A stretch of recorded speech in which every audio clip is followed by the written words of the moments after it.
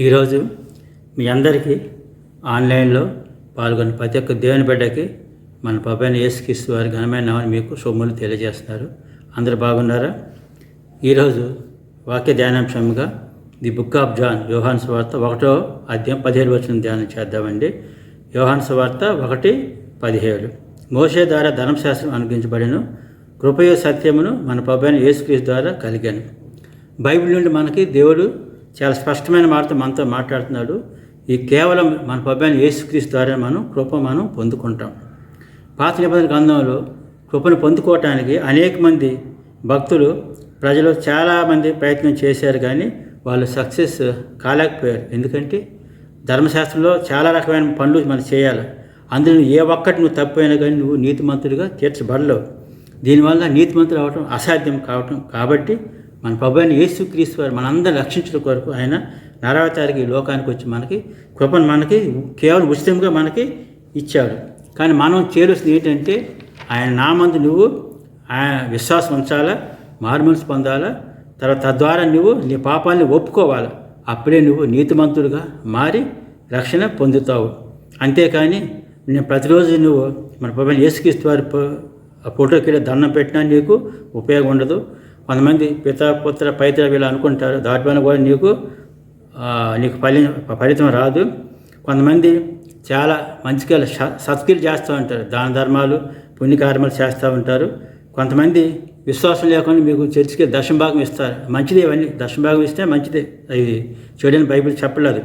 కానీ దానివల్ల నువ్వు రక్షణ పొందుకుని నువ్వు దశంభాగం దేవుని దశంభాగం దేవుడు దాన్ని నువ్వు ఇంకా నువ్వు రక్షణ పడతావు మార్గం. అలాగే యేసుక్రీస్తు ప్రభు కృప అనేది మనందరికీ ఆయన ఉచితంగా ఇచ్చాడు. కేవలం యేసుక్రీస్తు ప్రభువును నమ్మి విశ్వాసం ఉంచు, దేవుని బిడ్డ మారుమనసు పొందు, నీ పాపాన్ని ఒప్పుకే. అప్పుడే నీవు మన ప్రభువైన యేసుక్రీస్తు వారి నీవు నీతిమంతుడిగా తీర్చబడి పరలోక రాజ్య వారసుగా నువ్వు జీవిస్తావు. My dear brothers and sisters, God is speaking to you this morning. నువ్వు యేసు ప్రభువుని వెంబడిస్తానికి వస్తావా, లేకపోతే ఇంకా ఆలస్యం చేస్తావా? దేవుడు నీతోనే మాట్లాడుతున్నాడు. ప్రియ దేవుని బిడ్డ, నువ్వు ఎంత త్వరగా దేవుని దగ్గరకు వస్తే అంత కృపను నువ్వు పొందుకుంటావు.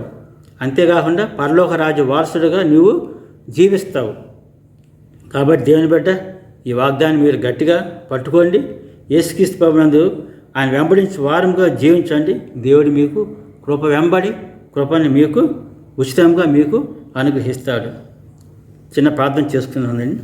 ప్రేమగల తండ్రి, మీరు మాకు ఇచ్చిన ఈ దేవుని వాగ్దాన్ని బట్టి మీకే వందనాలు స్తోత్రం చెల్లిస్తున్నాను తండ్రి. అయ్యా, నీ కృప నీ ప్రేమ ఎంత గొప్ప తండ్రి బాబా. అయ్యా, మేము నేను ఇంకా నాయన ఆలస్యం చేయక బాబు నాయన నిన్ను వెంబడించి వారంగా మేము జీవించి బాబా, మేము నాయన నీ కృపను పొందుకొని బాబు నాయన పరలోక రాజ్య వారసులుగా జీవించడానికి మీరు సహాయం చేయండి తండ్రి బాబా.